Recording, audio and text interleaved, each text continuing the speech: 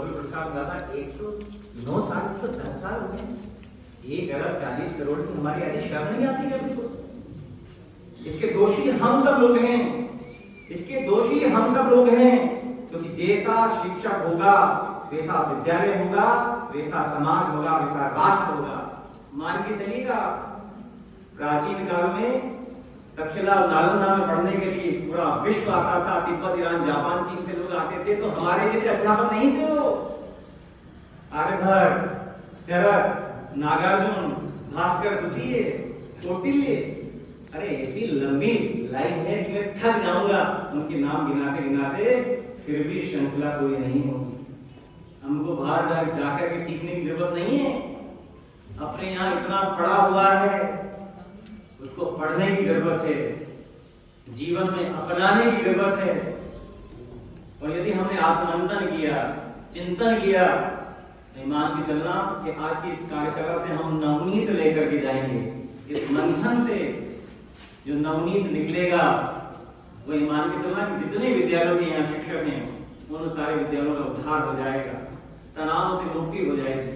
एक बात तो मैंने बहुत सुंदर बात कही, तनाव होता क्यों है? मैंने बात की PAST, पास्ट, मैं हिंदी वाला हूं, अतीत कहता हूं, भूतकाल। अरे जो बीत गया है वो असत्य है, उसका क्या चिंतन करना? उसको लौट करके हम लौटा नहीं सकते, वो मिथ्या है, असत्य है, परंतु उसकी खट्टी मीठी यादों में खोए हुए रहते हैं, तनाव से ग्रसित रहते हैं। मैंने बताया कि वो हैप्पीनेस आएगी, प्रेजेंट में आएगी, PRESENT, वर्तमान काल में। अरे वर्तमान में जीना चाहिए यदि हमको वास्तव में हैप्पीनेस लानी है। फ्यूचर, फ्यूचर, भविष्य, अरे आया ही नहीं है, जो आया ही नहीं है उसका क्या चिंतन करना, वो भी असत्य है।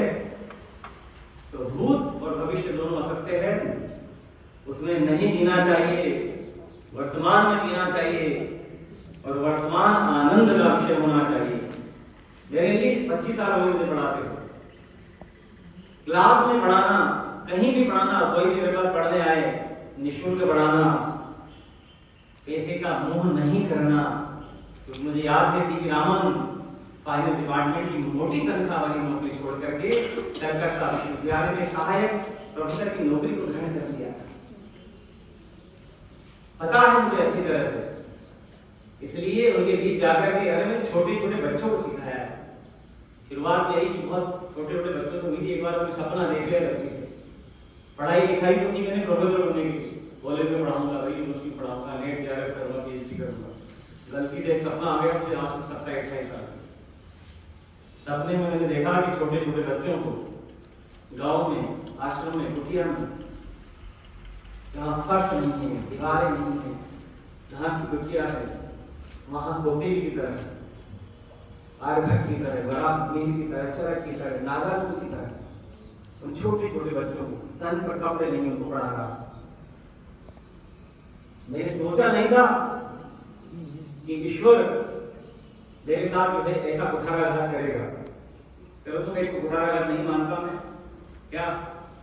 मैं जो है लिखित परीक्षा पास करने के बावजूद इंटरव्यू से बाहर हुआ, और वो उसको सुखद मानता हूँ, दुखद बिल्कुल नहीं मानता। क्योंकि आज मुझे यदि उन बड़े बच्चों को बोले जो यूनिवर्सिटी पढ़ाता मैं, तो निश्चित रूप से इन छोटे छोटे बाल गुलालों को संवारने का अवसर मुझे नहीं मिलता।